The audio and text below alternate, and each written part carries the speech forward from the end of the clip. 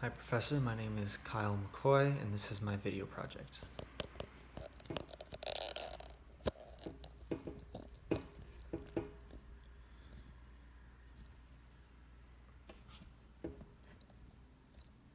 Okay, so to start off I'm going to do a hopefully quick derivation of the stream function and the velocity potential just to show the assumptions that we're making for this problem and also to sort of explain what they are.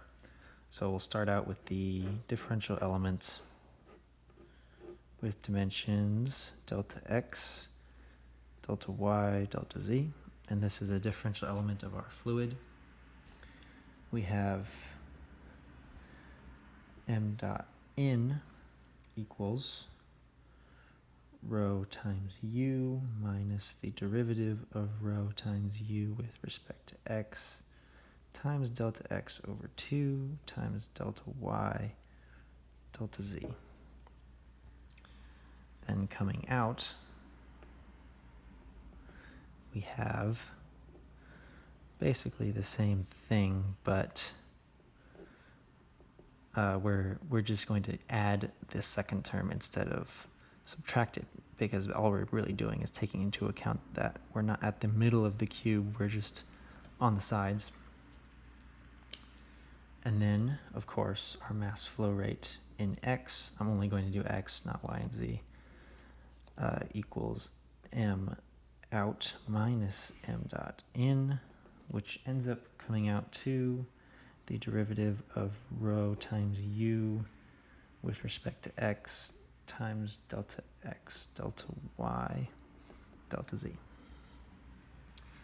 We know from continuity that the derivative of density with respect to time times delta x, delta y, delta z plus our three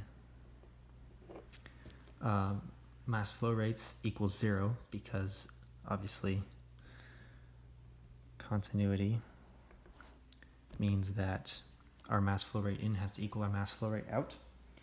And then taking this term here and plugging it in for these three, obviously for its respective component, and canceling out the volumes, factoring them out and canceling them with the 0, we get d rho dt plus d rho u dx plus d rho v dy plus d rho w dz equals 0. And then we make our first assumption. I'm going to assume that we are operating under steady flow conditions, which means that the density does not vary with time.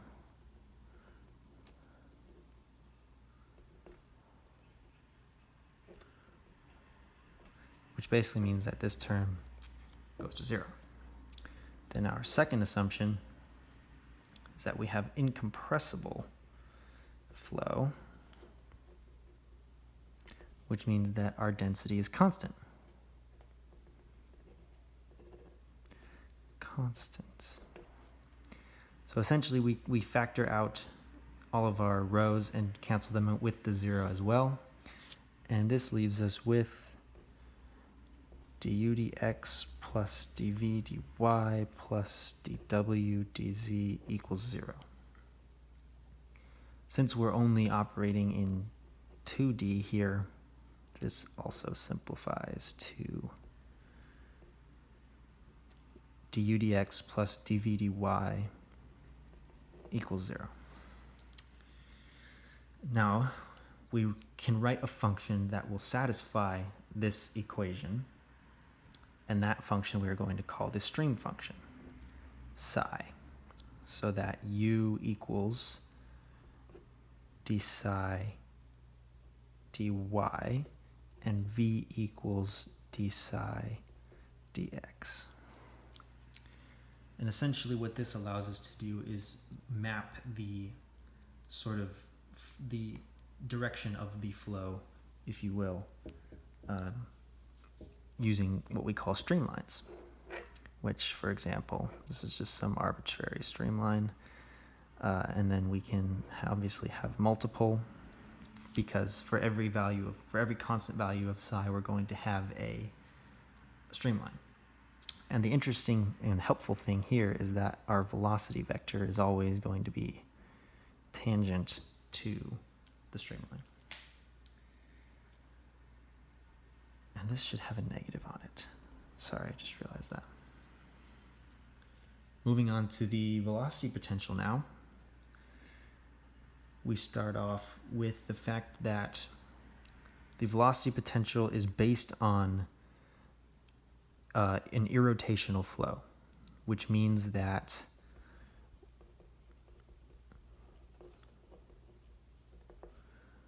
our vorticity equals 0. Vorticity is how much the fluid element rotates as it's traveling, and is defined as the gradient crossed with the velocity vector. We know that this has to equal 0 in order to have irrotational flow. So the gradient cross v equals ijk d dy d dz uv and w. And then I have my little method that I do in my head. Basically, you cancel these dw dy minus dv dw dy minus dv dz, and that's in the I direction, minus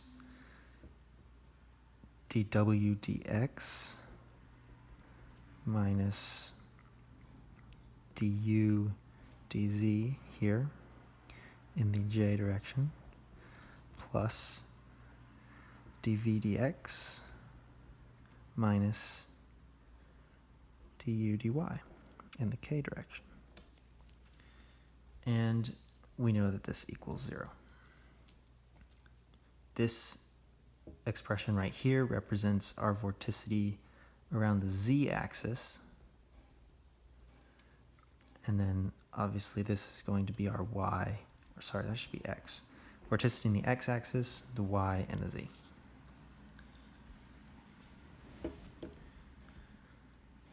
Next, we can define, or rather, these are all equal to 0, which means that each one of these quantities has to be equal to 0 in order to have irrotational flow. So we know that dw dy equals dv dz. dw dx has to equal du dz. And dv dx has to equal du dy from here, wx uz. And we can define a function that will satisfy these sets of equations, which can be broken down to just read v equals gradient of phi, where phi is going to be our velocity potential. So essentially this works out to be that u equals d phi dx, v equals d phi dy, and w equals d phi dz. We're not actually going to have to use the velocity potential function for this problem, but I thought it was worthwhile to go through since it's so crucial to computational fluid dynamics. But essentially what the velocity potential is it's a family of lines that run perpendicular to our stream function, effectively creating a sort of grid that tells us how our fluid moves. And it really hinges on the irrotational flow part. That's kind of how we come to this conclusion. It must be irrotational and incompressible. So now, jumping into our problem, I'm going to just write out, we have, this is the problem gives us that flow against, sorry, that should be psi equals A. So the problem gives us this, flow against a flat plate is defined by a stream function of psi equals A times X times Y. It also gives us that if we add a source here, we get this kind of bump effect where we have H defined here and we have our streamlines. And we know that right here there is a stagnation point. And then it says, find the relationship between H, A, and M, which is the strength of the source.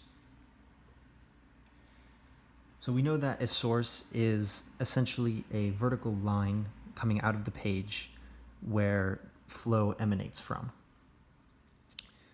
The area of this surface that it passes through is just the area of a cylinder, 2 pi RL.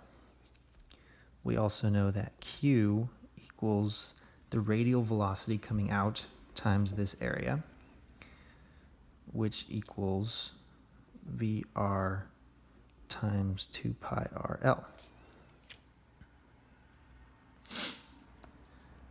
Since we're only dealing with a 2D surface or a 2D system here, we're just looking at this point rather than the whole line.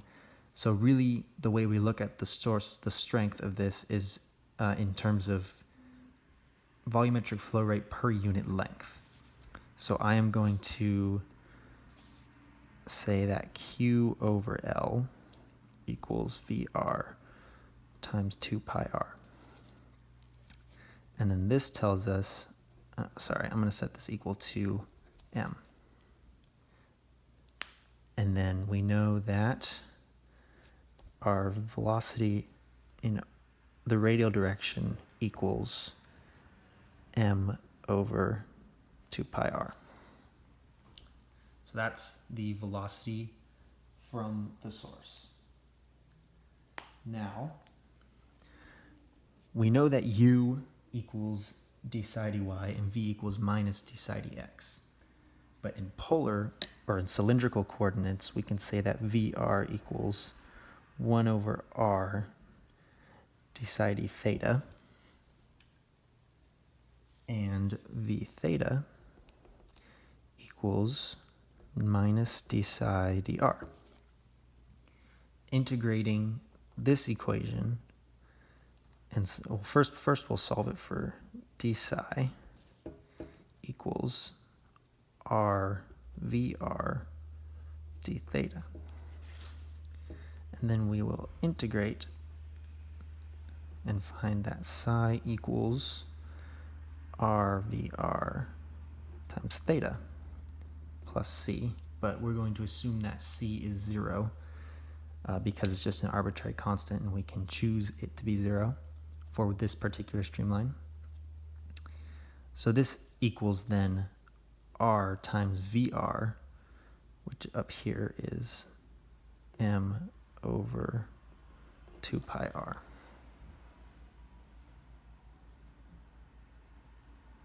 I forgot the theta, times theta, equals m over 2 pi theta. So this is our stream function for the source.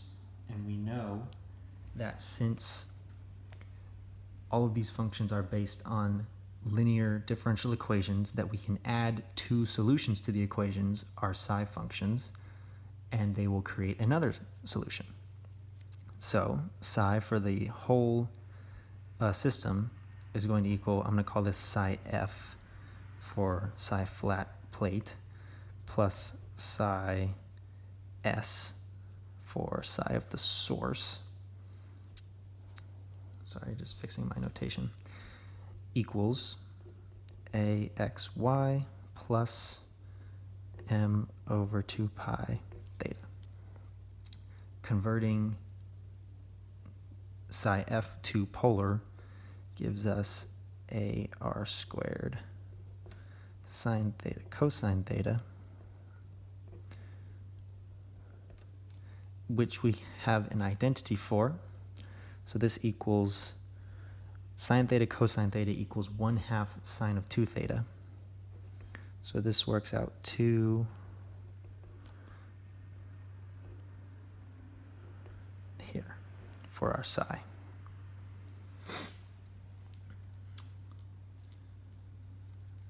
Next,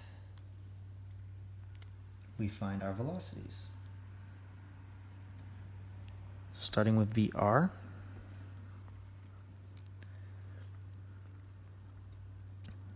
this equation up here,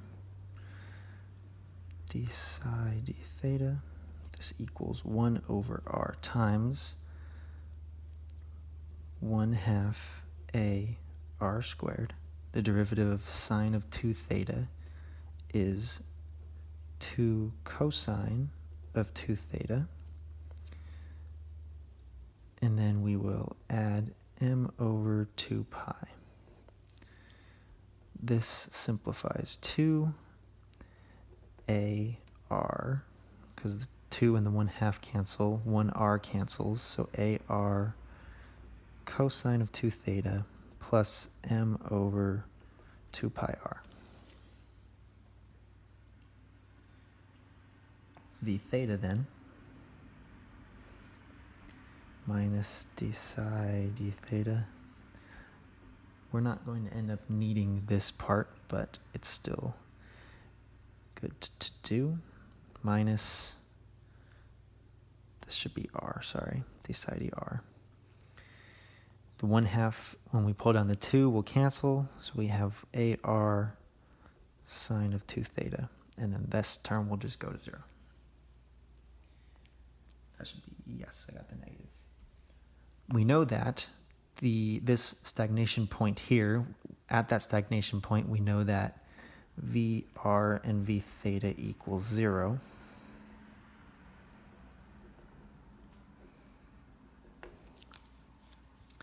And we know that the coordinates of this point, if we define our axes like so, we know that this point is at pi over 2 comma h. Then all we need to do is plug this point into our velocity equation.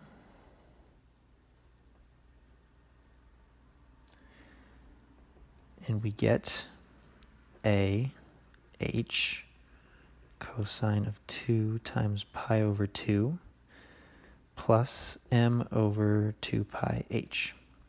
And we know that this equals 0.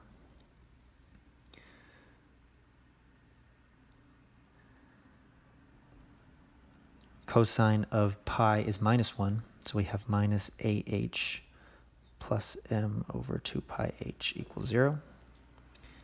This means that m over 2 pi h equals AH, which implies that h squared equals m over 2 pi a. And this is the relationship between h, m, and a for this system.